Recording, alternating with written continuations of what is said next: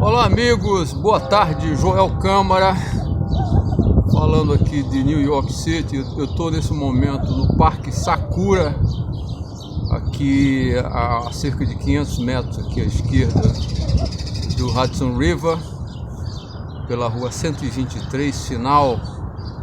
da rua 123, oeste da ilha de Manhattan. Aqui atrás vocês podem ver a torre da belíssima, tem cara mais de catedral, mas a igreja chama Riverside Church. Hoje eu vou falar sobre um tema que eu escrevi ontem na minha página, os assinantes da minha página já receberam. Um texto que eu intitulei uma pergunta que é muito recorrente, que é escuta, quais serão os meus próximos passos agora? Ou às vezes ela aparece no seguinte formato: e agora, o que eu faço? Que é uma pergunta da vida, é uma pergunta importante, segundo a logosofia e outras disciplinas, mas particularmente a logosofia, que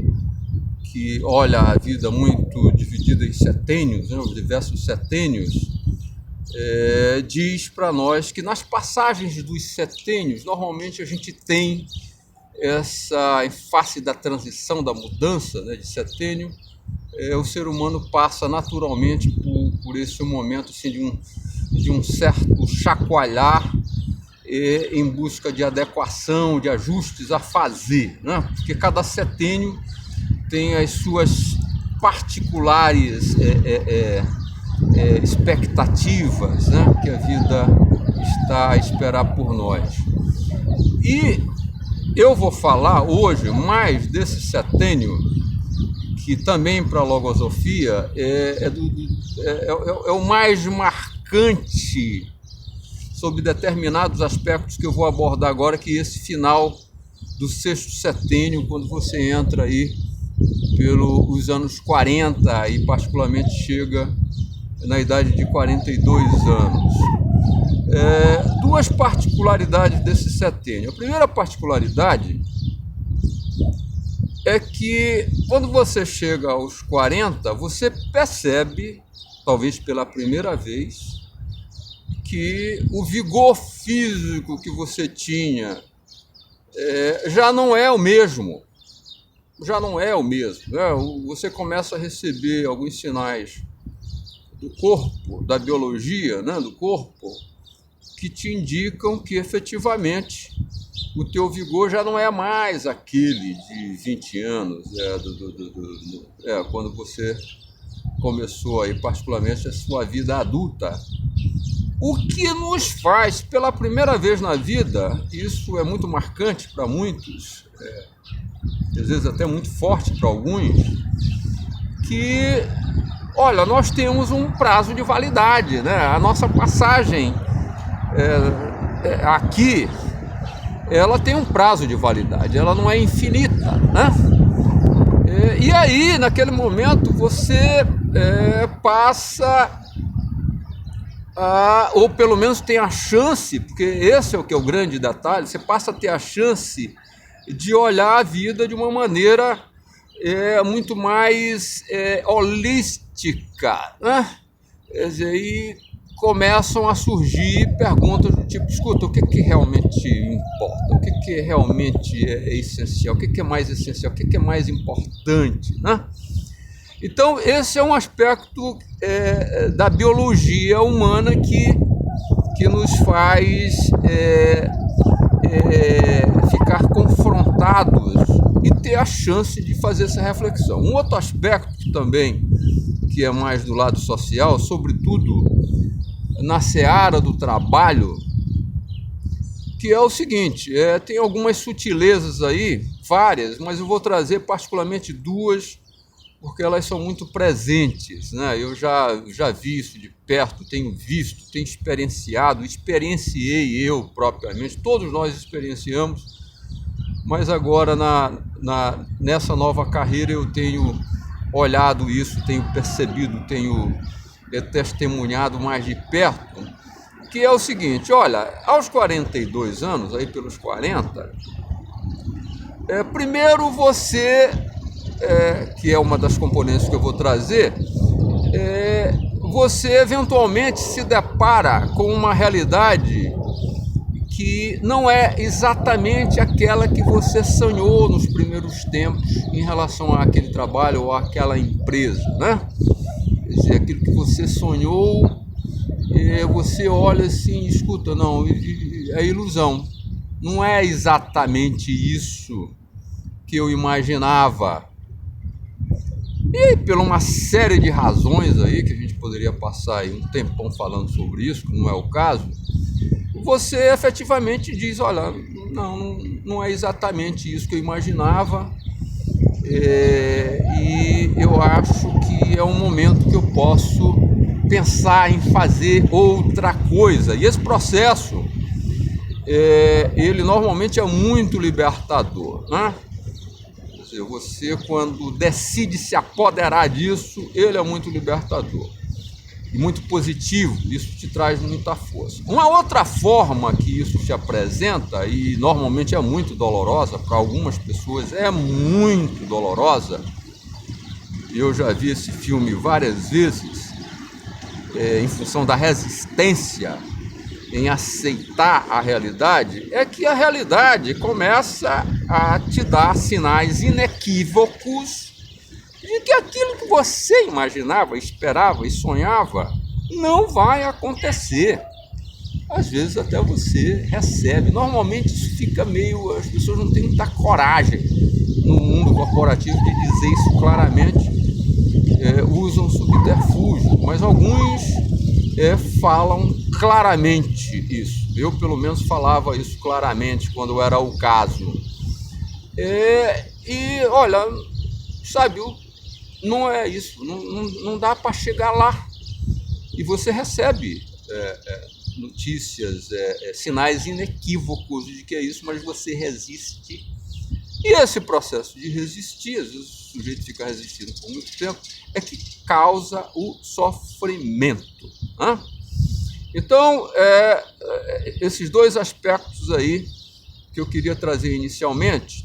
para passar por uma segunda componente, porque eu falei em 3 componentes. A segunda componente, ela está relacionada com o que a Verena Cast, no seu magnífico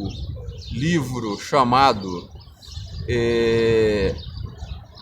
Crises de Vida são chances de vida, e esse segundo componente está muito relacionado com a terceira componente, te diz o seguinte, olha, essa não é uma pergunta de natureza tópica, ela não é uma pergunta qualquer, ela na realidade é uma pergunta de natureza muito profunda, é uma pergunta da vida, que a vida te dá uma chance assim soberba de você efetivamente dar uma parada para refletir sobre isso e eventualmente dar uma grande guinada, na qual, nesta guinada, no processo de dar a guinada, porque a guinada ela não ocorre assim por acaso, ela te faz perceber, vivenciar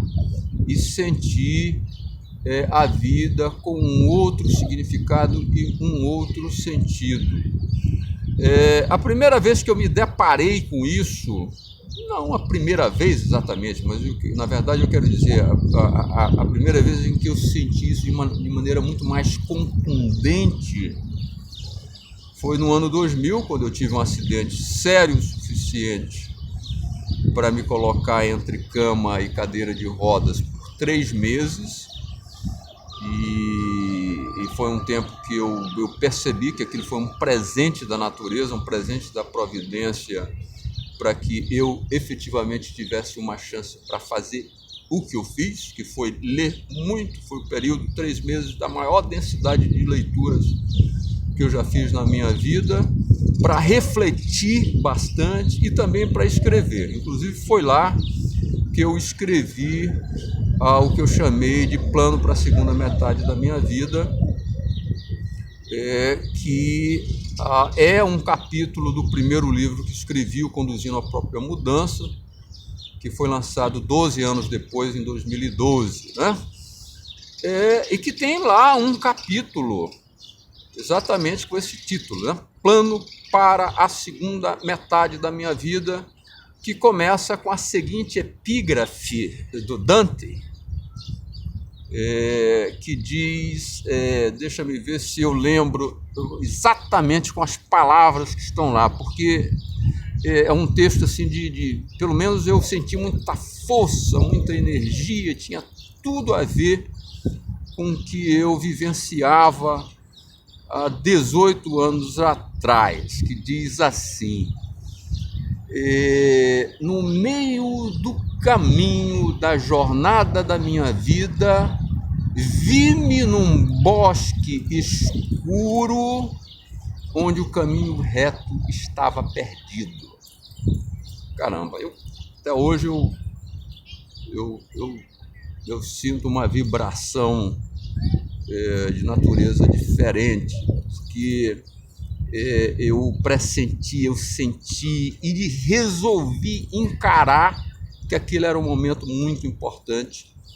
para vivenciar, para aprender, para refletir e assumir, como foi até o título do livro, né? Assumir o comando dos meus processos de mudar, o comando do meu destino, né? Então, olha só, nessas três componentes, eu queria repetir que esta não é uma pergunta tópica, ela não é uma pergunta que vai ser, por não ser tópica, por ser uma pergunta de natureza muito profunda, ela não deveria ser respondida com estratégias do tipo, quem está na vida do trabalho, na vida corporativa, né? Estratégias de reposicionamento interno, reposicionamento externo, que também é válido, mas antes de fazer isso, passar por um processo muito mais profundo de revisão, que neste meu segundo livro eu trago, e que realmente o objetivo desse livro é explorar essa pergunta